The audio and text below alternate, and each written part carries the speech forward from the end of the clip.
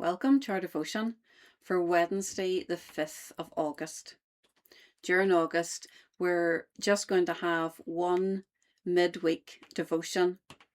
And so if you're on holiday or going on holiday, just went back, you won't have that many to catch up on, but just the one each week through the month of August. Today's devotion is called Sorrow to Joy. And our reading is from John chapter 16 and verse 16, which says, "A little while, and you will see me no longer. And again, a little while, and you will see me." Amen. I don't know about you, but I often feel sorry for the disciples. And with this verse, I just feel that they struggle to get their head around the parables. And now it seems that Jesus is talking to them in riddles. You can just imagine the puzzled looks on their faces as they turn to each other and say, "What's he saying? What does he mean?" Today's verse makes me think of a parent explaining to a young child that they must leave for a few days, maybe for work, maybe it's a short hospital stay. But the child's face immediately falls because all they hear is the word leaving. And so the parent kneels down and as gently but as plainly as possible explains, "I'll only be gone for a short time and I'll be back before you know it, I promise." The child may still cry at the door, but somewhere underneath the tears, they hold on to the promise that this isn't forever.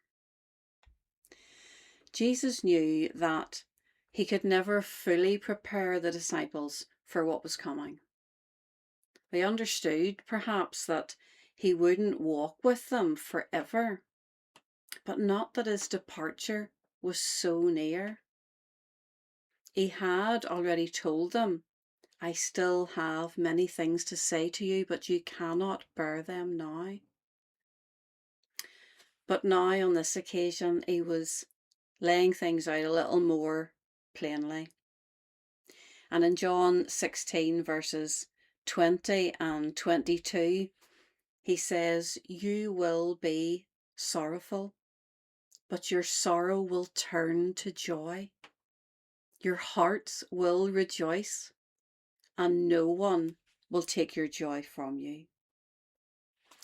Jesus wanted to assure his followers that the sadness that lay ahead was only for a season. Joy would follow. There's so much about this passage that I love, but especially the words, "No one will take your joy from you." The joy of the Lord is a living experience within every believer. Now, there will be seasons when we don't feel joyful, when the weight of earthly circumstances press in on us.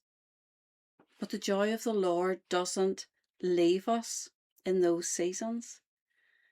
It waits like an underground stream ready to rise the moment there's a crack in the surface that it can flow through once again. So today, hold on to this truth.